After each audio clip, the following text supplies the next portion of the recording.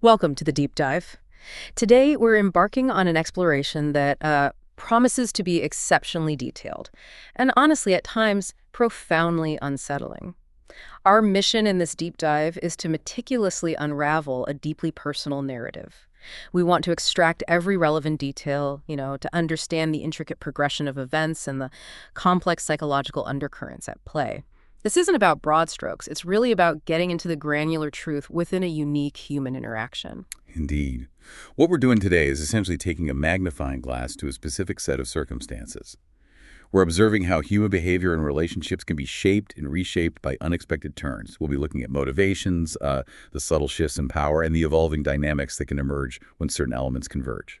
And our commitment throughout this deep dive is really to neutrality and comprehensive detail, making sure we understand the full arc of this account exactly as it was presented. Precisely.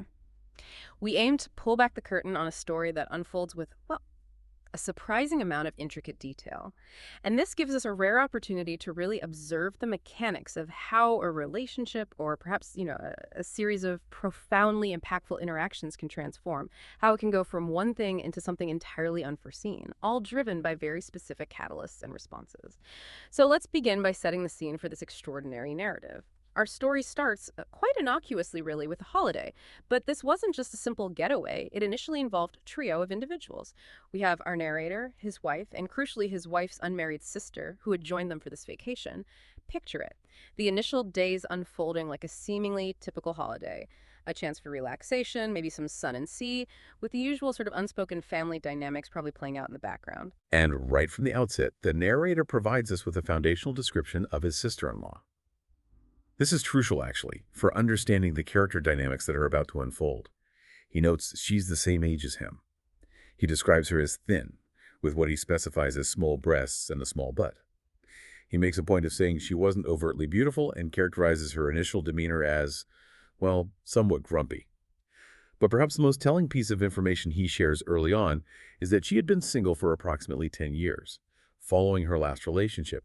Now, this isn't just a biographical detail. It's a subtle, but I think significant psychological backdrop. It hints at potential vulnerability, maybe a longing for connection, or perhaps a deep-seated insecurity related to her relationship status, all of which will become profoundly relevant as this narrative progresses. Yeah, that initial characterization, especially the decade of singledom, absolutely sets very specific emotional and psychological context, doesn't it? It immediately makes you wonder about her state of mind. But then the story takes its pivotal, really unexpected turn. The wife is suddenly and urgently called back to Boston for work. This is the unforeseen circumstance, the catalyst that dramatically reshapes the holiday. The narrator and the sister-in-law are unexpectedly left alone to continue their vacation. And what's particularly interesting, maybe a subtle indicator of the wife's trusting nature, or perhaps just an oversight given the suddenness of it all, is her encouragement for them to continue. She explicitly tells them, there's no need for them to cut their trip short or return with her. They should just carry on with their vacation since the money had already been spent. The seemingly practical suggestion, born of, well, practical concerns, inadvertently creates the precise conditions for everything that follows to unfold. That encouragement from the wife is, a critical element. It effectively legitimizes the sole continuation of the holiday for the remaining two. It removes any immediate social or familial pressure to alter their plans. And almost immediately, practical considerations lead to a significant shift in their living arrangements. The hotel, realizing one guest has departed, approaches them with a pragmatic proposal. Consolidate the two remaining guests into a single room, one with two separate beds. In exchange, they'd refund the cost of the other room. From the hotel's perspective, it's a shrewd financial decision, right? They can reassign an empty room, optimize their occupancy. And from the guest side, it's a straightforward cost-saving measure, especially with the wife's confirmed inability to return. The narrator describes it as a mutually beneficial arrangement, a practical solution to an unforeseen problem. So they accept this offer. Seems logical enough, without apparent hesitation. And the narrator moves his belongings into the sister-in-law's room, which, as you said, already had two separate beds. And for a period, after the wife's departure in this room consolidation, their routine is described as completely standard, almost, prosaic. We're told of a typical first day time by the sea, sunbathing, a shared dinner, and then, crucially, retreating to their respective separate beds within that shared room. This establishes a very clear baseline of, well, platonic coexistence. It's a crucial point to mark in the narrative because it represents the quiet before the storm, really. It sets the stage for just how dramatically and rapidly the relationship dynamic is about to change. This is the initial state of affairs, seemingly innocent, practical shared space before any boundaries are truly tested or blurred. Okay, so after establishing that platonic baseline, the narrative then shifts focus. It moves to the first evening they spend truly alone, away from the sort of structured routine of the daytime activities, the evening's main activity, a visit to the hotel disco. And this is where the atmosphere begins its subtle but significant transformation. Alcohol enters the picture, and the narrator observes a gradual increase in physical contact between them. Now, he notes it wasn't excessive at first, but the very fact that he's noting this shift suggests that the boundaries, which were previously quite rigid, are now beginning to soften, to yield to the changing environment and their newfound solitude. What's particularly insightful here, I think, is the specific detail of their shared observation of other tourists. The source explicitly mentions Russian tourists who are openly dancing, kissing, engaging in more intimate acts right there on the dance floor. This external display of uninhibited behavior becomes a powerful ambient influence. It creates an environment where actions that might typically be considered transgressive or, overly intimate, especially between in-laws, could start to feel normalized, or at least less taboo. It's almost as if the behavior of others around them provides a form of tacit permission, subtly eroding their own internal inhibitions and setting a precedent for a bolder, less constrained interaction between themselves. This social mirroring, however unconscious it might be, lays critical groundwork. Right. It's a compelling psychological setup. They're effectively absorbing these visual cues, witnessing this loosening of social decorum around them. Then, back in the room, after consuming more tequila, the sister-in-law experiences a profound emotional breakdown. This is a critical turning point where her deep insecurities surface in a very raw, very vulnerable manner. She starts crying, explicitly stating, "I am very ugly." She reiterates her pain about having had no boyfriend for 10 years and expresses this intense feeling of being left behind as everyone else married. This moment of profound emotional vulnerability is laid bare, right there, directly before the narrator, creating a prime opportunity for influence. This emotional outpouring is indeed pivotal, and the narrator's response to it is incredibly revealing. While he initially frames his comments as reassurance, his approach very quickly transitions into a highly critical, almost objectifying form of advice. It feels more like psychological manipulation, frankly. He tells her, "No, you're not ugly," but immediately qualifies this with, "Okay, you might not be very beautiful, but you're not ugly." That's not genuine comfort, is it? It's conditional validation, undermining her self-perception even as he claims to reassure her. He then proceeds to make this disparaging comparison to her chubby cousin, saying, "At least you're not like your chubby cousin," for example. It's a tactic, really, designed to diminish her self-worth by placing her in this relative hierarchy. And he further launches into a pointed critique of her style, contrasting her Kizban style, which, for context, is a Turkish term, often meaning conservative, unfashionable, or maybe unsophisticated in Boston, with her attention-grabbing miniskirt and low-cut top on holiday. He asserts that her conservative Boston style is narrowing her market for potential partners, directly linking her perceived lack of success in relationships to her personal presentation and choices. And his counsel, as he might see it, becomes even more granular and physically focused, doesn't it? He tells her she's not fat, that she has beautiful legs. And then in a very specific, very intimate observation, he comments on her small but firm breasts, adding that peculiar, somewhat objectifying detail that they are not visible with a bra. This isn't generalized comfort. It's an incredibly precise, unsolicited physical assessment, all delivered under this guise of helpful advice. He persistently presses her, questioning why other women, even those he deems less attractive, like big-nosed, big-browed girls, have boyfriends. His relentless questioning leads him to his ultimate conclusion, which he states directly: because they are not Kesben. This is his core thesis, presented as absolute truth, that her perceived conservatism or lack of overt sexuality, as defined by his standards, is the sole reason for her prolonged single status. He is systematically dismantling her self-esteem and rebuilding it according to his own mold. This form of help is, in essence, a sophisticated manipulative strategy. It directly links her perceived attractiveness and desirability to her adherence to his subjective standards of sexuality, implying her path to a relationship lies solely in conforming to his expectations. Following this relentless critique, he explicitly suggests she remove her bra, again citing those Russian tourists as a precedent for uninhibited behavior. And she complies, visibly affected, taking another shot of tequila, turning her back to him and removing it. Her actions here are indicative of a growing receptiveness to his directives, a yielding that's undoubtedly fueled by her deep emotional vulnerability, the alcohol, and the pervasive psychological pressure he's exerted. She's actively absorbing and responding to his framing of her situation. And what happens next marks a profound escalation in physical intimacy and a further erosion of boundaries. The narrator actively unbuttons her top, explicitly exposing her cleavage even further. He then praises her breasts, describing them as beautiful and erect.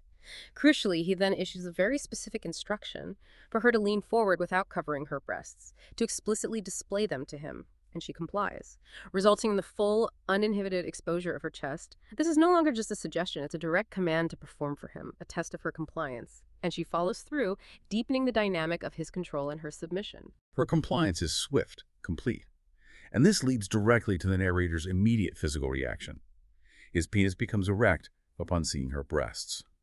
What is truly striking here is the immediate and direct acknowledgement of this arousal, not by the narrator himself, but by the sister-in-law. She states, with what the source describes as frankness, "What's up? Yours is up." And his response is equally casual, almost dismissive of any perceived impropriety. Of course it gets up. It saw beautiful breasts. It liked them. This open, unashamed acknowledgement of mutual sexual energy and arousal, directly expressed between them without hesitation or shame, signals a significant and frankly irreversible shift in their dynamic.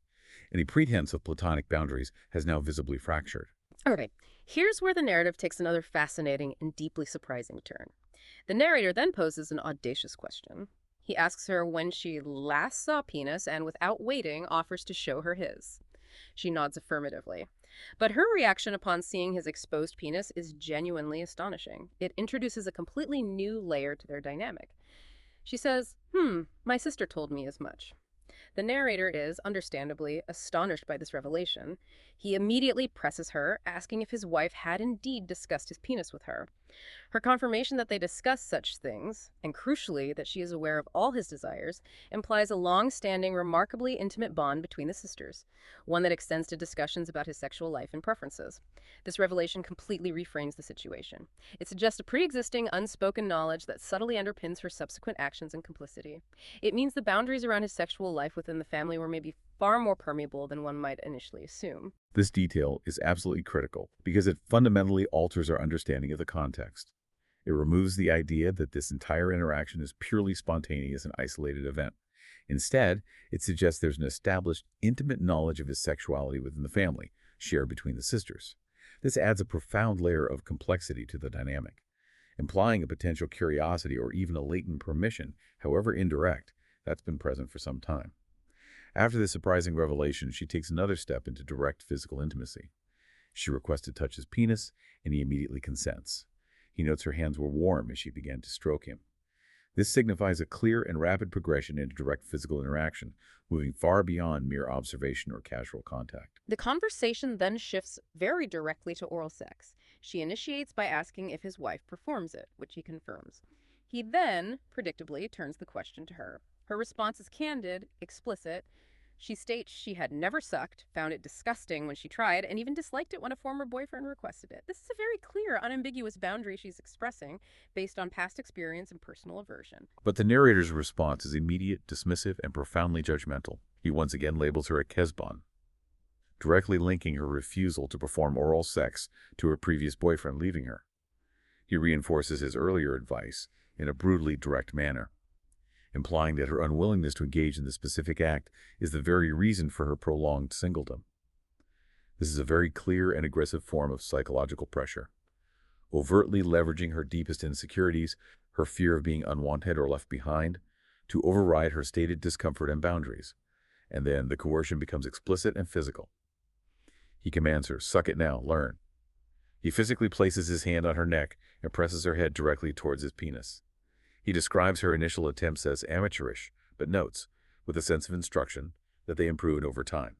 He then stands and delivers a further overarching command. "Now give yourself to me, do whatever I say." To which, critically, she agrees. This is a moment of clear, express submission, a surrender to his absolute control. What follows is described in the source as incredibly graphic and, well, undeniably forceful. He instructs her to open her mouth wide and stick out her tongue. Upon her compliance, he explicitly states he inserts his penis into her mouth, describing the act as fucking her mouth like a squid while holding her head with both hands. He observes her occasional gagging, indicating her physical discomfort and struggle with the act. The act only ceases when she is able to articulate, "My mouth is tired."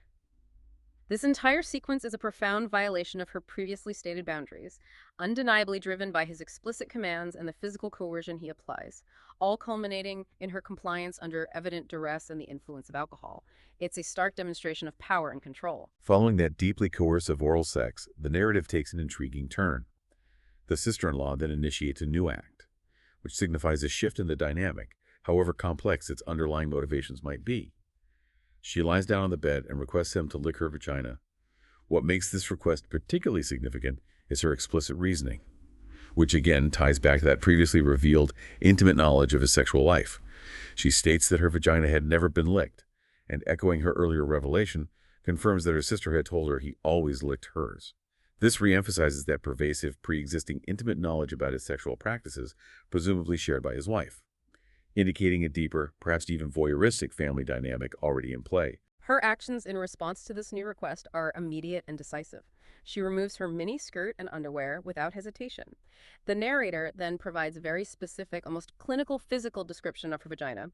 He notes it was clean from swimming, described as not very frecked and with non-sagging labia. It's an almost analytical observation. He then proceeds to perform cunnilingus. As he does, she begins to tremble and moan, repeating, very beautiful, an indication of intense physical sensation and pleasure. Concurrently, he fondles her breasts through her t-shirt, continuing the physical exploration. The dynamic, though originating from a coercive interaction, is now shifting. It's becoming a more reciprocal, albeit still very sexually charged and clearly defined by his preferences, form of interaction. Her climax and orgasm follow, marking a significant milestone in their physical relationship. After this, he shifts his attention from her vagina to her breasts, and he makes a direct, explicit comparison to his wife's body, noting the sister-in-law's breasts as small but firm erect, as opposed to his wife's large but somewhat saggy breasts. This constant comparison and evaluation is a subtle but persistent thread woven throughout the narrative, indicating a continued physical assessment and perhaps even a developing preference on his part, always framed in relation to his wife. This psychological framing underscores his ongoing internal comparison and objectification. Now, with his own arousal evidently building and the preceding acts intensifying the sexual atmosphere, the narrator describes his increasing need to ejaculate. He then positions himself, sitting on her chest and explicitly pressing his penis against her mouth, a clear nonverbal indication of his intention to ejaculate orally. It seems she immediately understands his intention to climax into her mouth, and in a surprising turn, considering her previous aversion, she offers to make him ejaculate while he lies down, stating it would be a first for her to facilitate his climax in this manner. He agrees to her suggestion, and she proceeds to grasp his penis, licking it along its length and then sucking it slowly. This represents a complex shift.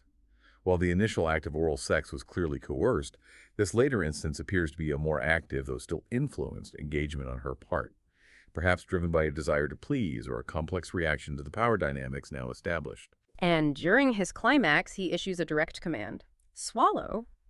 She complies, swallowing as he ejaculates. But her immediate reaction afterwards is incredibly telling. It reveals her true, visceral aversion despite her compliance. She makes a bad face, indicating disgust, then immediately runs to the bathroom to spit out his semen and thoroughly wash her mouth. She then turns to him and asks, in apparent confusion, why his wife likes the taste, as it tasted bad. His response is quite dismissive and perhaps revealing about his wife's own initial experiences. You'll get used to it. She was like that at first, too. This implies a pattern of normalization, maybe forced adaptation to his preferences that has occurred with other partners, suggesting a consistent, demanded expectation on his part regarding oral sex and ejaculation. The scene then transitions into a more casual, post-coital intimacy, almost as if the intensity of the preceding acts has quickly normalized. They share a beer from the same bottle, the gesture of shared experience, and he continues to casually fondle her breasts. This speaks to a rapid and profound normalization of their physical intimacy, where acts that were shocking moments before now become routine. He then suggests they shower together, and she consents with a sense of amusement, indicating a growing comfort with this shared nakedness. They enter the shower, both still drunk and fully naked. In the shower, the physical exploration continues and deepens. He maintains his active role, thoroughly washing her while continuing to fondle her body. As part of this washing, he explicitly fingers her vagina, deepening the physical intimacy and exploration. And here's where a very significant progression occurs, foreshadowing the next major escalation. While washing her, he deliberately begins fingering her anus, moving from one finger, then two, then three. This methodical escalation signifies a clear intent. He then directly asks her if she'd ever had anal sex. Her explicit response is no. She recounts that they tried once with a previous partner, but it hurt too much, so we gave up. This is a clear stated boundary founded on a past experience of pain and discomfort. It's a verbalization of a limit. But his immediate declaration, despite her clear statement of past pain and discomfort, is forcefully delivered. Absolute, I'll fuck that tomorrow. That tight ass will be fucked, there's no escape. This is not a suggestion or a question, it's a non-negotiable command. An assertion of his will. Her reaction to this forceful promise is notable. She laughs, and once again she complies, saying, do whatever you want. This indicates a complete, almost utter surrender to his desires, seemingly overriding her own prior negative experience and expressed discomfort. Her laughter in this context could be, well, a nervous reaction, a sign of resignation, or even a kind of perverse acceptance of the new power dynamic. Following this forceful declaration, the first instance of vaginal intercourse occurs. Initially, while they're still in the shower, he describes his penetration of her vagina, which he explicitly characterizes as very tight, a condition he attributes to her not having had a penis for 10 years. Upon penetration, she reacts with a deep "ooh" sound, and he describes initiating slow, deliberate thrusting. Her reaction during the act is vividly portrayed. She is described as having gone wild with pleasure, moaning like a cub, indicating a powerful physical and perhaps emotional response to the penetration, despite the complex context. The narrator notes a practical constraint, the difficulty of their position due to the narrow shower space. This detail just highlights the raw, immediate nature of their sexual engagement, even in cramped quarters. They then move from the shower to the bed after drying off, continuing their sexual activity. What's noteworthy here is her initiation of sex this time. She gets on top of him, actively placing his penis into her vagina and allows him to penetrate her, with the narrator noting her small breasts jiggling with her movements. This suggests an active participation from her side in initiating vaginal intercourse. He then flips her to be underneath him, and she wraps her legs around his waist, facilitating deep penetration. During this, he continues to fondle her small breasts. The act continues with a change to doggy style, and he describes his continued, lengthy penetration of her vagina. The source explicitly states she experienced 2 distinct orgasms during this extended sequence of vaginal intercourse, indicating sustained pleasure and physical responsiveness on her part. As the night progresses and their exhaustive sexual activity continues, his need to ejaculate arises again. He then poses a direct and practical question to her about her contraception status. Upon her stating no to having any protection, he immediately withdraws from her vagina. He then explicitly describes his action: sitting on her breasts, stroking his penis, and ejaculating onto her breasts and face. Following this, he places his penis in her mouth and has her suck it for a while, extending the oral activity even after his climax. The evening then concludes with them lying down, evidently exhausted and still under the influence of alcohol. The narrator notes that she takes a moment to clean herself before returning to lie naked next to him. A small act of self-care amidst the intensity of the night, perhaps indicating a vestige of personal dignity or just a practical response to the physical aftermath. Waking up the next morning, the sister-in-law's demeanor is described as notably cheerful, a stark contrast to her emotional state just the night before. The narrator wastes no time in reestablishing their new dynamic, making a direct request for a morning blowjob. And he doesn't just request it, he explicitly defines what he expects. Take it in your mouth and make me come. This sets an immediate, demanding tone for the day, indicating a new level of expectation and a firmly established intimate routine. Her compliance is immediate. Unhesitating, she leans down, begins sucking. Simultaneously, he engages in manual stimulation of her vagina and anus, indicating a continuing and deepening exploration of her body even during this morning ritual. He then climaxes into her mouth. The swiftness and ease of this morning ritual strongly suggest that this is now an established dynamic, a new normal for their interactions. Their subsequent activities, showering, getting ready, breakfast, going to the beach, are marked by a striking shift in their public behavior. They explicitly act like a couple, including open fondling, kissing, and impressing his penis against her butt from behind. The narrator notes her reciprocal responsiveness to these public displays, highlighting her increasing comfort with their overt intimacy. What's particularly compelling here is this overt public display of their intimacy. It's no longer confined to the privacy of their room. The narrator highlights this further by detailing a specific action. He applies sun oil all over her, not just her back, which is a subtle but, I think, incredibly significant detail. This intimate physical act, performed in a public setting like a beach, indicates a profound blurring of their boundaries, a growing comfort with their intimate connection being at least somewhat on display to the world. It speaks to a rapid loss of inhibitions, extending beyond the moments of direct sexual activity. After lunch, they return to the room and immediately take another shared shower. This repeated pattern of shared showering before intimate acts seems to function as a precursor, almost a ritual, that signals and facilitates their deeper sexual engagement. During the shower, the focus very deliberately returns to anal penetration, a clear follow-through from the previous night's conversation and his forceful declaration. He continues fingering her anus, methodically moving from one finger, then two, then three, as he washes it. Her reaction is described as a visceral mix of pleasure and pain, indicating a complex, perhaps conflicting physical sensation that is being pushed to new limits. At this point, the narrator articulates his intention with absolute directness and force. He makes a very explicit proposition. Forget going to the sea, I'll fuck you in the ass. This is a blunt, non-negotiable statement of intent, and her response is immediate, unequivocal agreement. Okay? There's no hesitation, no protest, just full compliance with his stated intention, further cementing the dynamic of her submission to his desires, even in the face of previously expressed discomfort. The preparation for anal sex is then meticulously detailed, illustrating a deliberate and determined approach to this act. He takes her out of the shower, lays her face down on the edge of the bed, and explicitly spreads her legs to fully expose her tight butt. He then begins to lick her anus, noting her initial shock, which then transitions into apparent enjoyment, a significant development in her response to this specific act, indicating a shift from aversion to a complex, perhaps pleasure pain sensation. He retrieves cream from her bag explicitly for this purpose and applies it to her anus, which enables him to insert 4 fingers into her anus. This methodical, almost clinical preparation underscores the intentionality behind the act and the level of control he exerts over this situation. She then asks a direct and explicit question indicating her active mental engagement despite the circumstances, whether his penis would fit. His response is delivered with absolute confidence. Of course it will. This assertion is immediately followed by an audacious and truly remarkable offer. If you want, you can watch too.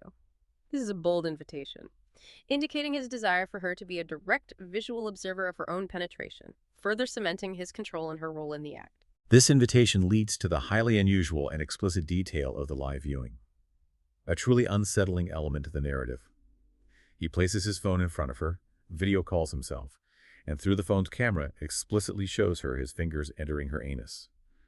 Her specific reaction upon seeing this is direct and revealing of her active visual engagement. My hole has gotten bigger. This demonstrates a unique, almost detached observation of her own body being manipulated. He then presses his penis head against her anus and pushes. She cries out, "It hurts!" as it advances, and he proceeds with slow, deliberate insertion. The source emphasizes that she experienced a mixture of pleasure and pain during this process, reinforcing the complex, perhaps even contradictory, sensations she was experiencing. And critically, she continued to directly observe his penis entering her anus via the phone. Notably, after a while, he recounts that she got used to it, allowing him to feck fast. This graphic detail highlights her adaptation to the experience, transforming initial discomfort and pain into a different kind of sensation, all under his direct instruction and her unique visual participation. It speaks volumes about the extent of her compliance and the normalization of increasingly extreme acts. So, the act concludes with his ejaculation inside her very tight anus. Her immediate state is described as a powerful paradox, in pain but also dead from pleasure. A very strong, perhaps contradictory description of her intense physical and emotional experience. He also observes that her vagina was soaking wet, indicating a broader physiological response to the sexual activity, even when the focus was anal. Following this intense climax, both individuals engage in subsequent cleaning rituals, a return to a more mundane, practical act after such profound intimacy, highlighting the shift back to a semblance of normalcy. As they lie down together in the aftermath, she then begins to stroke his penis, a gesture that seems to indicate continued connection and desire, even after the intense experience they just shared. And then she makes a profound and incredibly dependent statement, revealing the depth of her emotional shift. I wish you'd fuck me all the time. This expresses a clear and potent desire for this new dynamic to be permanent, highlighting her rapidly developed attachment and reliance on their sexual relationship. His response to this incredibly vulnerable and dependent statement is, well, in the narrative, absolutely shocking and explicit, presented as a brutal piece of advice. He tells her, "Don't depend on me, sister-in-law. You know I'm married to your sister. But be a whore like you are with me, and you'll find a dick." This is a direct, transactional, and profoundly demeaning framing of her newfound sexual expressiveness and desire for connection. It strips away any emotional pretense and reduces her to a purely sexual object, albeit one he praises for her new skills. Her immediate response to this harsh, dehumanizing advice is, once again, compliance, but with an added layer of complexity. She leans down and begins licking and sucking his penis again, causing it to harden despite his very recent ejaculation. It's a powerful and disturbing reaction to his words, demonstrating a deep internalization of his guidance and a continued drive to please him, even at the cost of her own dignity. Her subsequent actions further solidify this acceptance and internalization of the role he has cast her in. She laughs a complex reaction given the preceding advice, then actively gets on top of him, placing his penis in her vagina, and subtly wiggles her butt to allow him to penetrate her for a while. She experiences an orgasm during this act, before eventually getting off. The night concludes with them hugging and falling asleep, seemingly in a state of exhaustion, and perhaps for her, a mixture of acceptance and newly discovered sexual experience. This entire sequence, particularly his brutal advice and her subsequent actions, showcases a profound and unsettling shift in her self-perception and behavior, as she seemingly embraces the transactional and demeaning role he has presented to her. So, what does this all mean for the rest of their holiday? The narrative explicitly summarizes the remainder of their vacation as having established a continuous and frequent pattern. The narrator had sex with his sister-in-law constantly, specifically mentioning both vaginal and anal intercourse. The casualness with which this is stated and the absence of further detailed descriptions of negotiation or hesitation strongly implies that these intense and once forbidden acts had become their new established normal, a routine part of their shared days. And a significant practical shift in their sexual practices is detailed, indicating a deepening of their physical commitment. Since she was now on birth control pills, which she must have acquired during the holiday or perhaps brought with her, he began to ejaculate inside her vagina as well. This removes a previous barrier, the concern for pregnancy, and allows for a fuller, more uninhibited form of intercourse. Highlighting the depth of their physical engagement and the abandonment of previous precautions, the narrator's opportunism and consistency are also explicitly emphasized throughout this period.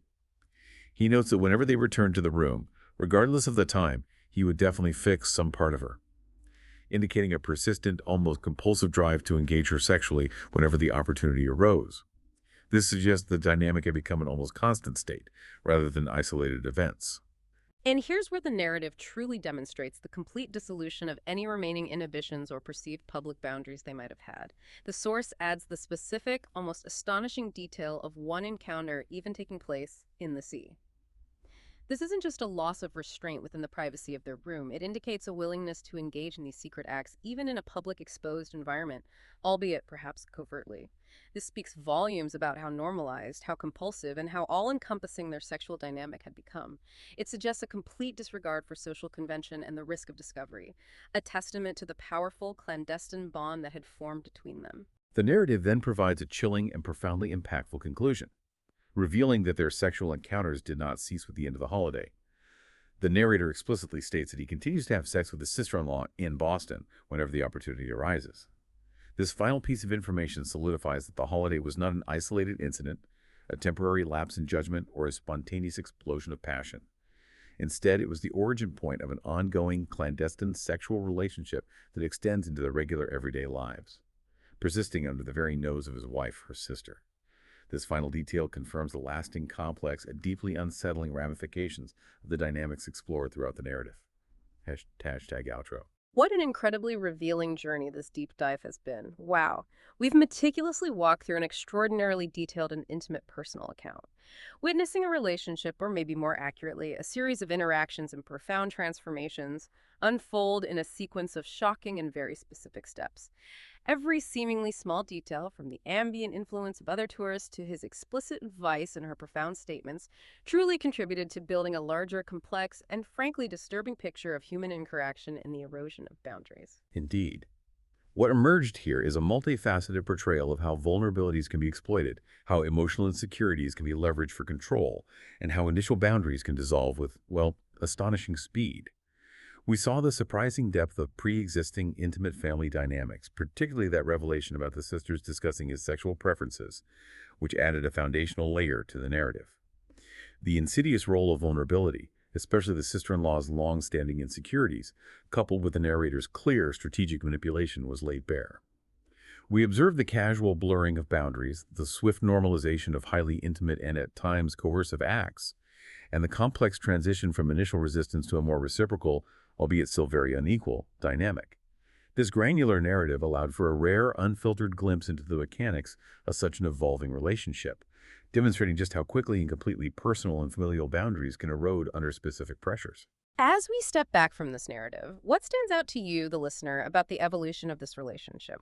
Consider how the described emotional vulnerabilities, the explicit and frankly demeaning advice given by the narrator, and the external influences he pointed to ultimately shaped the choices made within this deeply personal and private account. What does the story reveal about the subtle and sometimes not so subtle ways that power and psychological pressure can be exerted and absorbed within intimate human connections? And if we connect this to the broader picture, this narrative raises important questions about the nature of compliance, the spectrum of consent in complex situations, and the often hidden facets of human relationships that exist beneath the surface. It challenges our assumptions about how quickly norms can shift and how personal identity can be reshaped when unexpected circumstances create opportune moments. This detailed first-person account serves as a potent reminder of the profound and lasting implications of such intimate secrets, and the intricate web of motivations and compromises that can underpin even the most unsettling of human interactions. It certainly gives you a tremendous amount to think about long after the story has ended.